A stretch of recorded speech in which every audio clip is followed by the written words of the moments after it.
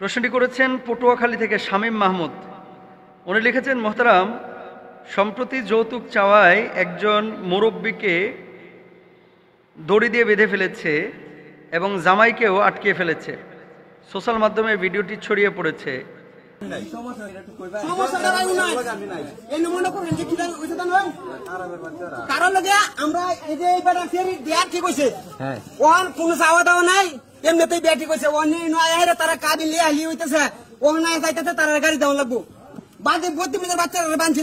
যৌতুকের ব্যাপারে ইসলামের বক্তব্য কি, আর যৌতুক যারা চায় তাদের ব্যাপারে আমাদের প্রতিবাদের ভাষা এই রশি দিয়ে না বেঁধে অন্য কিছু হতে পারে কিনা? ভেরি ভেরি ইম্পর্টেন্ট একটা বিষয়। লজ্জা লাগে, হৃদয়ে রক্তক্ষরণ হয় যে বাংলাদেশে এই জিনিসটা বর্তমানে সবচেয়ে বেশি চলতেছে।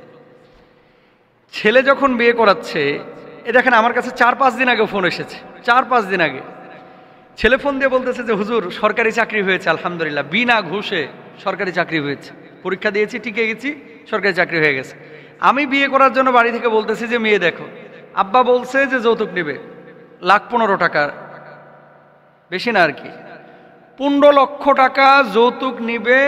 আব্বা বলছে যে যদি যৌতুক তুই না নিস তোরে জন্ম দিছি, এবারে এতদিন তোরে পড়াইছি, খরচ হয়েছে না, তুই সরকারি চাকরি পাইলি, যৌতুক নিবি 15 লাখ এখন পাওয়া যাবে, সরকারি চাকরি তুই করতেছিস, যৌতুক নিলে বিয়েতে আমি আসি, আর যদি যৌতুক না নিস তোর বিয়েতে আমি যাইতাম না। আমি মনে করছি যে এটা বাপ না, এটা আবু জাহেলের মামাতো ভাই, এটা বাপ না। সরকারি চাকরি তার হয়েছে ঘুষ ছাড়া, আল্লাহ তাআলা রহম করেছে। বাপের তো খুশি হওয়ার কথা যে সন্তান সরকারি চাকরি পেয়েছে।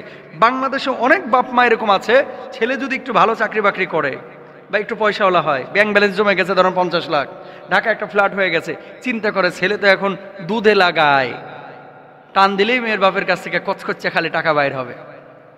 শুনেন, শুকুরের গোশত খাওয়া যেমন হারাম, শুকুরের পেশাব পায়খানা খাওয়া যেমন হারাম, এই ধরনের কোনো টাকা জোর করে নেওয়া তেমনই হারাম, আল্লাহ তাআলা তেমনই হারাম করেছেন।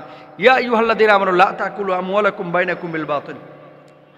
হারাম বা অন্যায়ভাবে এই ধরনের কোনো খাবার, কোনো অর্থ এটা গ্রহণ করা, এটা ইসলামী শরিয়ায় সম্পূর্ণরূপে হারাম, এটা জায়েজ নাই। এই যে যাকাত, এই আপনার যৌতুক যারা নেয়, একটা কথা বলি আপনাদেরকে, যৌতুকের টাকা নিয়ে কেউ কোনোদিন শিল্পপতি হতে পারে না ভাই। যৌতুকের টাকা নিয়ে আপনার কাছে যেই বাবা তার এই রাজকন্যাটাকে তুলে দিল, আপনি বলবেন যে আমার বউ তো অত সুন্দর না, মেয়ে হোক কালো, মেয়ে হোক খাটো, মেয়ে হোক বাটি, মেয়ে হোক মোটা, মেয়ে হোক লম্বা, মেয়ে অসুন্দর বা সুন্দর, প্রত্যেকটা মেয়ে তার বাবার রাজ্যে কিন্তু রাজকন্যার মতো। একটা মেয়েকে 20 বছর 22 বছর যে বাবা কষ্ট করে লালন পালন করলো, আপনি কি মনে করেন আপনি ভালোবাসেন চাচার মেয়েকে?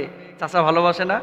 চাচা অনেক সময় কাঁদতে পারে না, আড়ালে কাঁদে, বলতে পারে না, আড়ালে বলে। কাকা অনেক সময় নিজের আবেগটাকে প্রকাশ করতে পারে না। তো 22 বছর 24 বছর যে মেয়েটাকে লালন পালন করে আপনার হাতে তুলে দিল, আর কি চান মিয়া আপনি?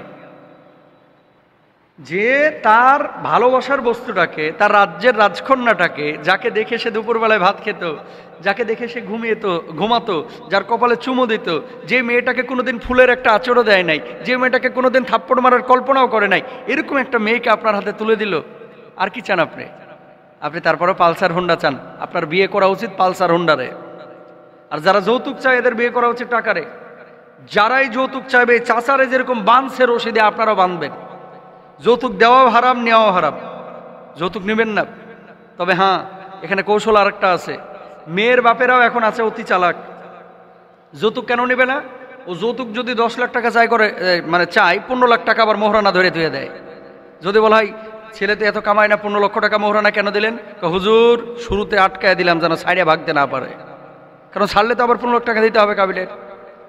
তো ভাই, বিবাহ শাদী এটা একটা পবিত্র বিষয়, এটাকে অপবিত্র আমরা কেন করতেছি? কেন বিয়ে শাদীর মধ্যে কৌশল অবলম্বন করছি? কেন যৌতুকের দাবি আমরা করতেছি? কারা করতেছে? এরা মানুষ না, এরা পশুর চাইতে অধম, এরা হাইওয়ান। আল্লাহ তোরে হাত দিছে, আল্লাহ তোমার পা দিয়েছে, হাত দিয়ে উপার্জন করো, পা দিয়ে উপার্জন করো, পরিশ্রম করো, যা আসবে এটার মধ্যে বরকত থাকবে। ঘুষ খাওয়া, সুদ খাওয়া যেমন হারাম, যৌতুক খাওয়া, যৌতুক নেওয়া তেমনই হারাম। যৌতুককে বাংলাদেশ থেকে বিদায় করতে হবে, যৌতুক নিবও না। আর যে সমস্ত বাপদের বেশি উত্তেজনা, এই যৌতুকের জন্য অস্থির, বাপকে বলবেন যে আব্বা আপনি আরেকটা বিয়ে করেন। বাপ যদি এই কথা বলে যে যৌতুক ছাড়া তোর বিয়ে কিনতে হবে না, মা যদি বলে যৌতুক নিব, তাহলে মাকেও বলবেন যে আম্মা আপনি আরেকটা বিয়ে করেন, যে নিজে যে যৌতুক নেন। এভাবেই বলবেন, কারণ এই বাপরা হয় ভালোভাবে বুঝবে আর না হলে কড়া করে শক্ত করে বোঝাবেন, তাও যৌতুক নেবেন না। আল্লাহ তাআলা বোঝার তৌফিক দান করুন।